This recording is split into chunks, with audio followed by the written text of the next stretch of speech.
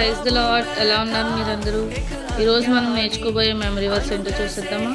ప్రసంగి 4వ అధ్యాయము 9వ వచనం.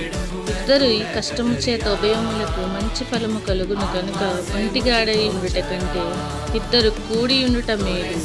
ఈ వాక్యం ద్వారా దేవుడు మనకి ఏం నేర్పిస్తున్నారంటే, మనం ఎప్పుడూ కూడా ఇతరులతో కలిసి ఉండాలి, కలిసి పనిచేయాలి అని అనుకుంటున్నారనమాట. కొన్నిసార్లు మనం ఏం చేస్తాము, నేను ఒంటరిగానే ఉంటాను, నేను ఒంటరిగా ఏదైనా చేయగలను, నేను ఎక్కడికైనా వెళ్ళగలను, నాకు ఎవరు అవసరం లేదు అనుకుంటాం. కానీ దేవుడు మనకేం చెప్తున్నారంటే, ఒంటరిగా ఉండడం కంటే కలిసి ఉంటే మనకి బలంగా ఉంటుంది, మనము మనకి మేలు జరుగుతుంది అని చెప్తున్నారనమాట. మనం ఎప్పుడు ఒంటరిగా ఉండకూడదు. ఒక్కరమే ఉంటే మనకి ఏదైనా సహాయం కావాల్సి వస్తుంది ఎవరికైనా సరే.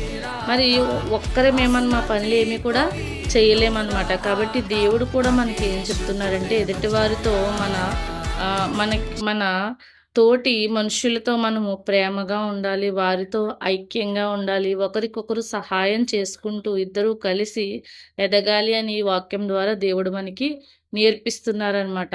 కాబట్టి మనందరం కూడా ఎప్పుడూ ఒంటరిగానే బావుంది అని అనుకోవడం మానేసి, మనం నలుగురితో కలిసి ఉండడము నేర్చుకోవాలని దేవుడు మనకి నేర్పిస్తున్నారు. కాబట్టి మనము ఇక్కడి నుంచి మనము దేవునికి ప్రార్థించాలి. దేవా, ఈ ఒంటరితనాన్ని నాలో నుంచి తీసేయండి. ఒంటరిగా ఉండాలి అనే ఆలోచనని నాలో నుంచి తీసేయండి. అందరితో కలిసి ఉండేలాగా నాకు ప్రేమనివ్వండి అని చెప్పి మనం ప్రార్థించాలనమాట. ఓకేనా?